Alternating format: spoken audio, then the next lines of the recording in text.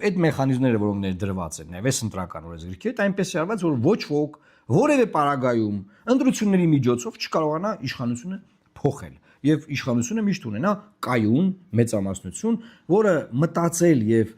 գործի մեջ է դրել Իտալիայի դիկտատոր ժամանակին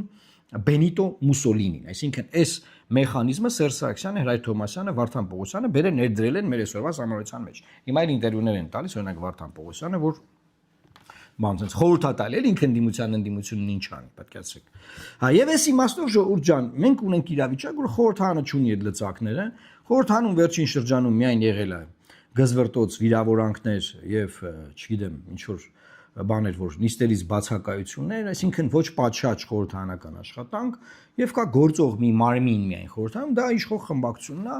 որը կնոպկա սեղմելով անց է կացնում դակում է ցանկացած օրենսդրական փաթեթ, որը կառավարությունն է ուղարկում կամ որ իրանց խմբակցությունը քաղաքական կոնսենսուսով արտադրում է։